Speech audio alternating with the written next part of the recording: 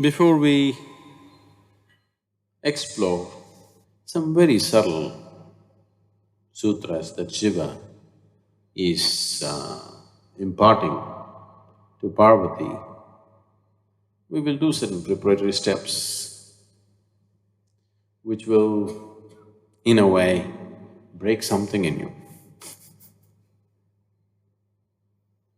If you give yourself totally, if you're busy watching other people, normally the way we handle things, we break something in you if you keep watching somebody. But here, I'm letting everything happen. So, don't waste your time looking at somebody. You will never know what's happening to somebody. I want you to understand this clearly. It doesn't matter how much you observe somebody, you will never ever know what is happening to somebody. This is an opportunity for you to break the grip of past memory over you, to break the karmic grip, to slacken the karmic grip, so that you become a much more receptive human being. We will do this process when, not at this point, at some other point, when Parvati asked Shiva, as this teaching went on, even she started forming opinions. So he said, with these opinions you won't get anywhere. I have made it very clear to you, there is nothing to understand. There is just something to relate and experience. There is really nothing to understand in what I'm talking. Then she climbed down and she asked, okay, how do I break my opinions, my ideas, my resistance, how do I break it? He nonchalantly said, just utter my name with every cell in your body, all resistance will break. Shall we try? Not just in your mouth, through every cell in your body. So, we will utter the word Shiva, we'll utter the sound Shiva. We'll utter this sacred syllable, Shiva, to every cell in the body. Shiva… no. Doesn't work like that. Now, this can be done in three ways. One is, civilized way of doing it. So your civilization is once again your memory. I want you to understand this. One is civilized way of doing it. Another is with medium intensity, another with absolute intensity. If you go in the extreme type of sadhana, I will completely hijack your energies and explode you. You do it the civilized way, you're on your own. If you do it the medium way, I'll hold your hand. If you do it the extreme way, you won't be there, only I will be. It's up to you. So, we will just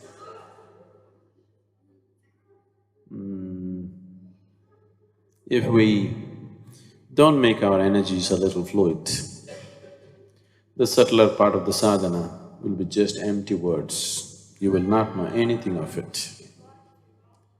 So before we enter the subtler dimensions of the sadhana, it's important that your energies can flow freely. You don't sit here like a rock. If you just sit here like this, what it means is fundamentally, you become too much of a physical body. You've gotten too identified with this mass of flesh that nothing else moves except your body. So this is an opportunity, this is a moment, if you're willing, you can go all out. Otherwise, you can do civilized things. It'll also help. Every part of it will help. How far you want to go, only you decide and go that way. Shiva, Shiva, Shiva, Shiva, Shiva, Shiva, Shivaya. Shiva, Shiva, Shiva, Shiva, Shiva, Shiva, Shivaya. When you're doing it, you must create tension, complete tension in every part of the body. Not a single cell in the body should be left. You're uttering the mantra and create the necessary tension everywhere. Every cell in the body should be tensed and relaxation will happen anyway. So please close your eyes. Shiva, Shiva, Shiva, Shiva, Shiva, Shiva, Shivaya.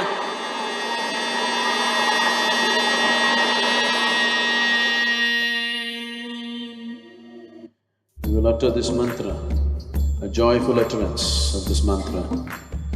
Do not do any of the things that you did earlier, just a joyful utterance of the mantra. Shiva, Shiva, Shiva, Shiva, Shiva, Shiva, Shivaya. Shiva, Shiva. As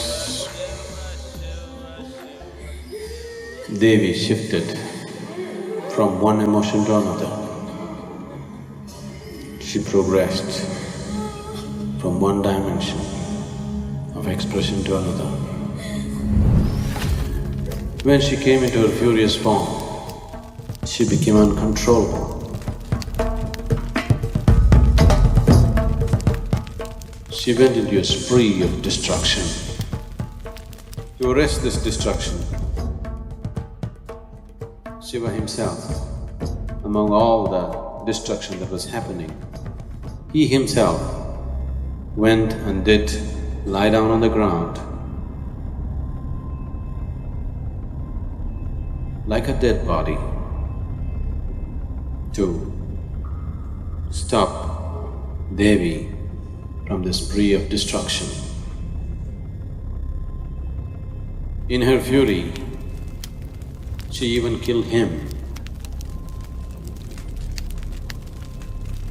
Only when she killed him, she realized what she has done, and using her energy, she once again reinfused life into him.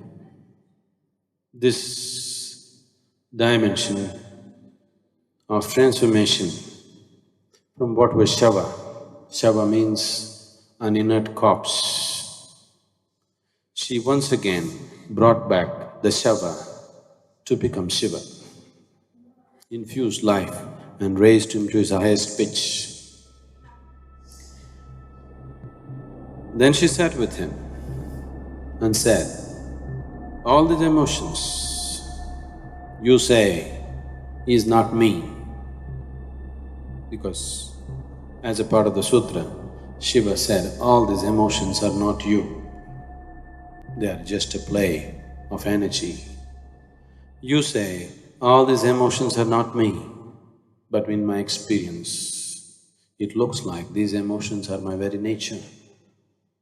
As you saw, when fury overtook me, I even killed you.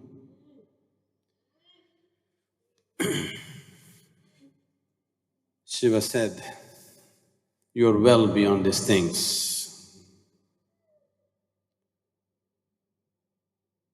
What you went through right now is just a play of your energy. This is not you. Then Devi asked, how do I realize that this is not me? Then Shiva gave her a simple process. He just said, you utter my name in an ascending pitch. When he said an ascending pitch, you need to understand, if you utter any sound, till a particular point, you will go on an ascending pitch, but then you will have to descend. Like for example, we say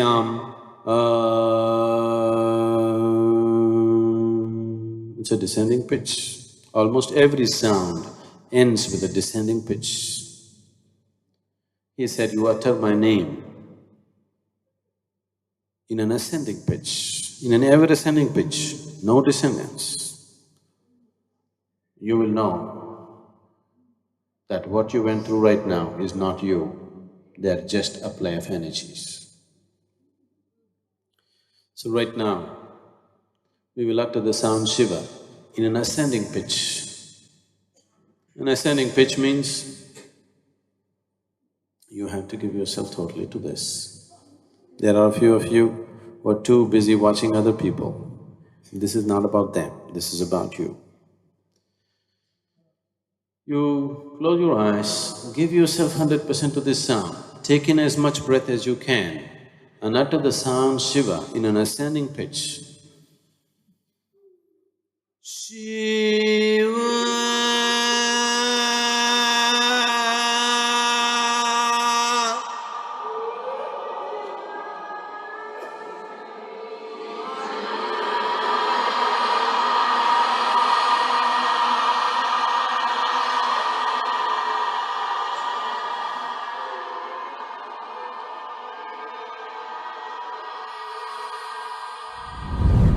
When saying Shiva, all the time I'm thinking, oh, this is happening, that is happening, this should happen, that should happen. How to help myself? See, when you say you're a seeker, seeker means somebody who has no attitude. He has no particular attitude towards anything. He has no ideas about anything. You must understand the word seeker. Seeker means one who does not know. Yes? You understand what I'm saying? Right now, most of the so-called seekers in the world is, they're seeking God, they're seeking enlightenment, they're seeking heaven. This is big bullshit. You already know all these things. You know what is enlightenment, you know where is heaven, you know what is God, you're seeking it. This is not a seeker. Seeker means one who has genuinely realized that he does not know. He has no attitude about anything, he has no idea about anything, he has no philosophy about anything, he has no opinions about life. All he knows is, he does not know. Only then you are a genuine seeker. So what should happen? Million people have told you million things. What should happen? What Shiva looks like, how heaven is, how this is, how that is. But you don't know, that's the reality, isn't it? Isn't that the reality? You actually do not know. If you come to this level of sincerity within you, it doesn't matter what nonsense I'm talking, it doesn't matter how much Vedas and Upanishads I have read, it doesn't matter very authoritatively I'm teaching my children what God looks like, still the reality is you don't know a damn thing about anything, either about yourself or about creation. This is the reality. You know how to survive in the world, you know how to make money, you know how to manipulate people, you know how to manipulate situations for your well-being, all these things you know. But you do not know an iota of life as life is. If you come to this, that you have no particular attitude, no particular expectation, no belief, no opinion about anything, then just a simple method. See, right now, what we did now is so simple. But with this simple method, Parvati realized her ultimate nature. She just said once, Shiva.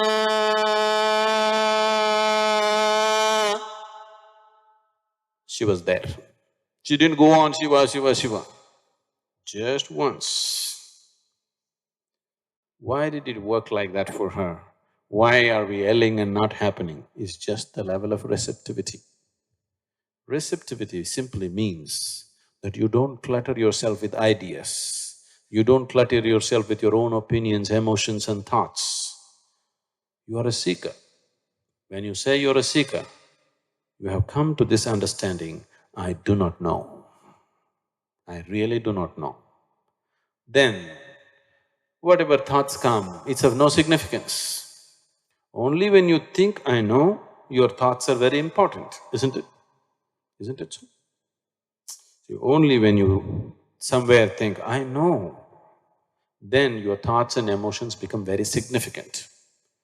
When you see, I do not know, whatever your thought says, it naturally gets ignored.